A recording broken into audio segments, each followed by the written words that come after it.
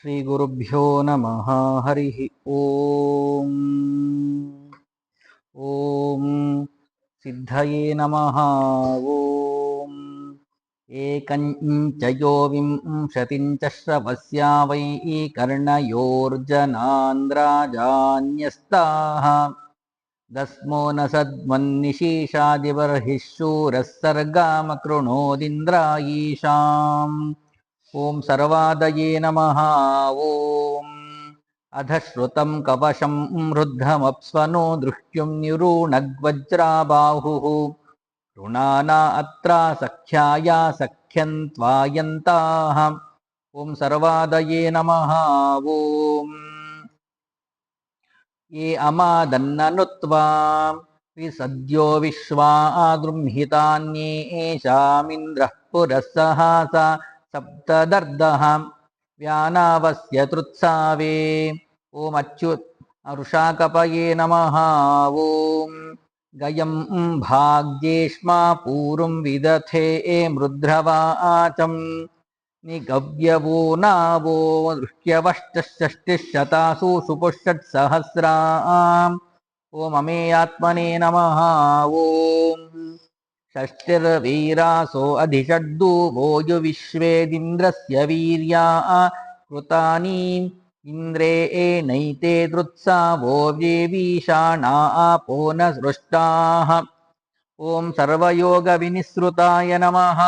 ॐ अधवन्तनीचीः धुर्मित्रासः प्रकलविन्मिमाना जहुर्विश्वानि भोजाना सुदासे यस्तिग्मशृङ्गो वृषभः। ॐ वसवे नमः।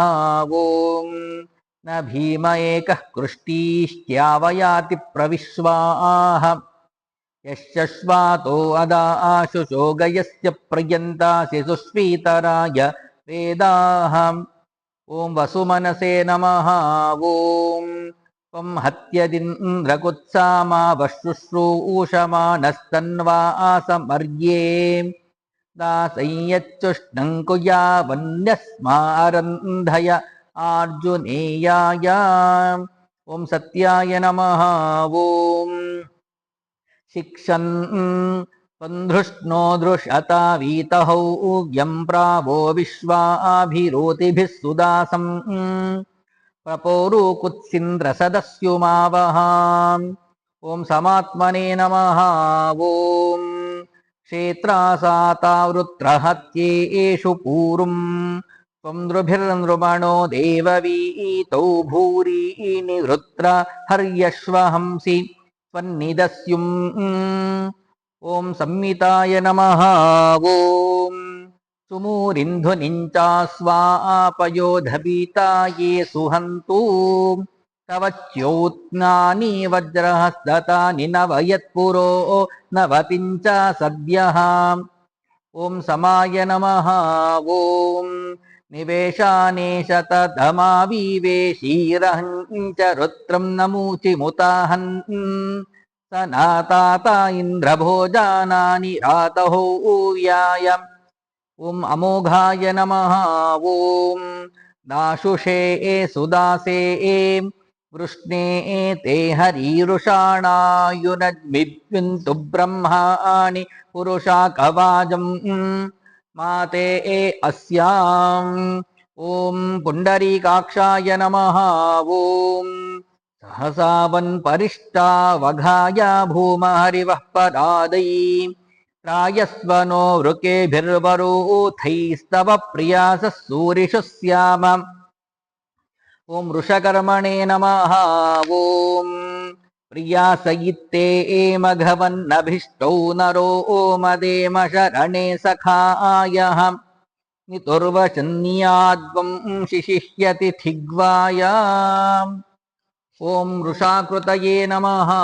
ॐ शंस्यं करिष्यन् सद्यश्चिन्नुते मघवन्नभीष्टो नरः शंस्यन्त्युक्थशासा उक्थाम् एते हवेभिर्विपणिव्रदाशन्।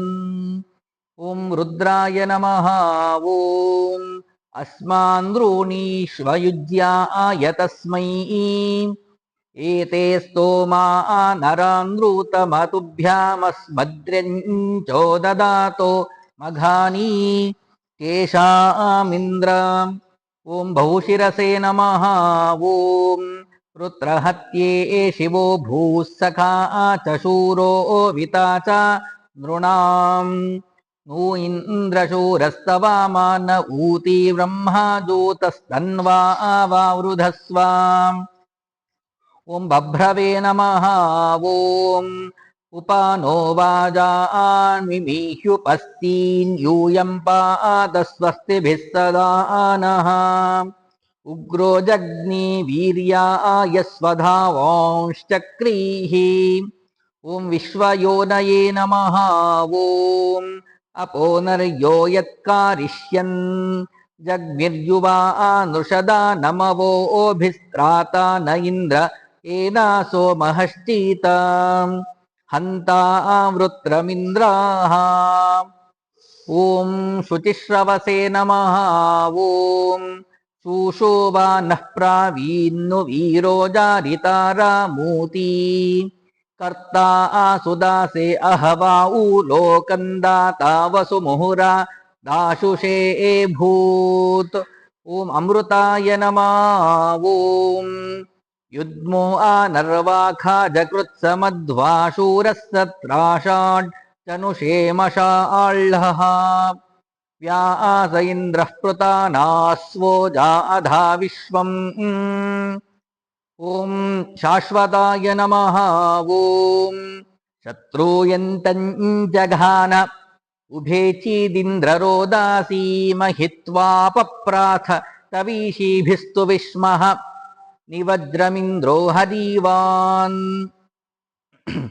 ॐ स्थाणवे नमः ॐ मिमिक्षन्त् समन्धा सामदे एषो बावूवोच वृषा जजा नरुषा नम्रणा यतमूतिर्नारीनर्यं ससूव प्रयाः ॐ वरारोहाय नमः ॐ सेनानीरधदृभ्यो अस्ति नः सत्त्वा गवेषाणश्च धृष्णुः नोचित्सभ्रे एष ते जनो नरे एषन्मनो यो अस्य ॐ महातपसे नमः ॐ घोरमाविवासात् यज्ञैर्य इन्द्रे दधाते दुवां शिक्षयत्सराय ऋतपारुतेजाः यदिन्द्रपूर्वो अपाराय ॐ सर्वगाय नमः ॐ शिक्षन्न यज्ञायान् कनीयसो देष्णम् अमृतयित्पर्या आसीत दूरमा चित्रचित्र्यं भरा रगिन्नाः यस्ता इन्द्र ॐ सर्वविदे नमः ॐ प्रियोजनो ददाशदसन्निरेके अग्रिवः सखाते वयन्ते अस्यां सुमतो च निष्ठास्याम वरूथे अघ्नातः ॐ भानवे नमः ॐ नृपीतौ एष स्तोमो अचिक्रदद्वृषात उत सामुर्माघवन्नक्रपिष्ठ रायस्कामो जरितारन्त आगन् ॐ विश्वक्सेनाय नमः ॐ स्वमङ्गशक्रवस्व आशाको नः स न इन्द्रत्वयाताया इषेदात्मना च ये मघवानो जुनन्ति ॐ जनार्दनाय नमः ॐ स्वस्वीषु ते जरित्रे अस्तु शक्तिर्यूयं पात स्वस्तिभिः सदा नः उदुब्रह्माण्यैरतश्रवस्तीन्द्रम् समर्ये माहया ॐ वेदाय नमः ॐ वसिष्ठ आयो विश्वा निशवासा तथा नोपश्रोता मयि वातो वचांसि अयामि घोषा इन्द्रदेवजाभिः ॐ वेदविदे नमः ॐ इरज्यन्त यच्छुरुदो विवाचि न यस्वमायुश्चिकिते जनेषु दानीदं हांस्यति पर्ष्यस्मान् युजेरथं गवेषाणम् ॐ अव्यङ्गाय नमः ॐ हरिभ्यामुपब्रह्माणि जुजुषाणमस्थुः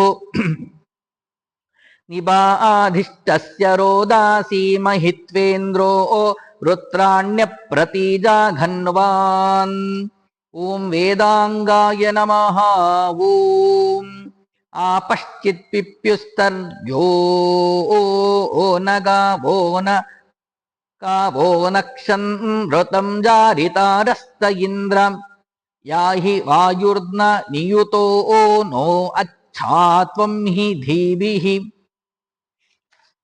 ॐ वेदविदे नमः ॐ तया सेविवाजान् ते त्वामदा इन्द्रमादयन्तु शुष्मिणन्तु विराधा सञ्जरित्रे एको देवत्रादयासेः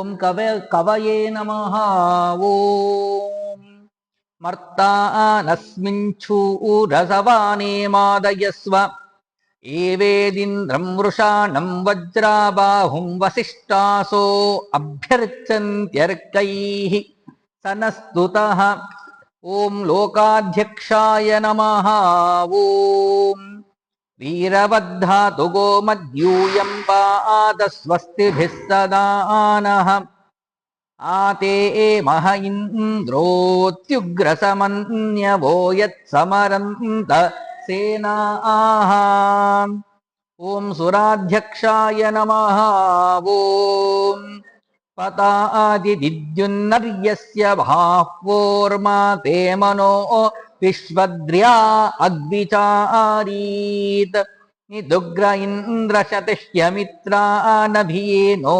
मर्तासः ॐ धर्माध्यक्षाय नमः ॐ अमन्ती आरेतं शंसं कृणुहि नित्सोरानो भरसंभराणं वसूनाम् शतन्ते शिप्रिन्नूतयाः ॐ कृताकृतये नमः ॐ सुदासे सहस्रं शंसा उतरातिरस्तु जहिवधर्वनुषो मर्त्यस्यास्मि द्युम्नमधि रत्नञ्च देहि स्वावातः ॐ चतुरात्मने नमः ॐ हीन्द्रक्रत्वे अस्मित्वावातो वितुःशूररातो विश्वेदः आनितविशीव उग्रौ कः कृणुष्व हरिवो नमर्धीः ॐ चतुर्व्यूहाय नमः ॐ कुत्सा एते हर्यश्वाय शूषमिन्द्रे सहो देवजूतमियानाः सत्राक्रोधि सुहना शूरवृत्रा वयम् ॐ चतुर्दंष्ट्राय नमः ॐ तरुत्राः तनुयामवाजम् एवाना इन्द्रवार्यस्य पूर्धिप्रते महीं सुमतिं वेविदाम इशं पिन्वमघवद्भ्यः ॐ चतुर्भुजाय नमः ॐ सुवीराय यूयं पात स्वस्तिभिः सदा नः न सोम इन्द्रमसूतो ममादना ब्रह्माणो मघवानं सुतासाः ॐ भ्राजिष्णवे नमः ॐ तस्मा उक्थं जानये यज्जुजोषन् ध्रुवन्नवीय शृणवद्यथा नः उक्थ उक्थे सोम इन्द्रं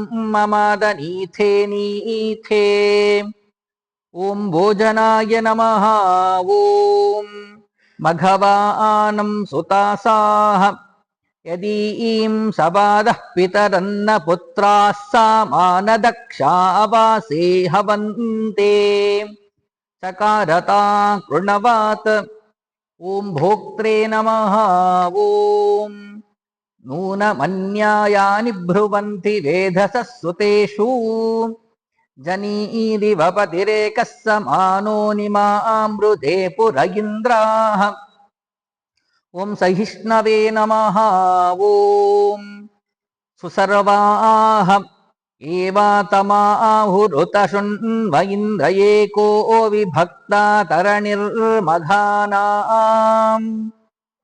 मिथस्तुरा ऊतयो यस्या पूर्वीः ॐ जगदादिजाय नमः ॐ अस्मे भद्राणि संशतप्रियाणि एवावशिष्ट इन्द्रामूत इन्द्रून् कृष्टीनां वृषभं सुते गृह्णाति सहस्रिणाः हरिः ॐ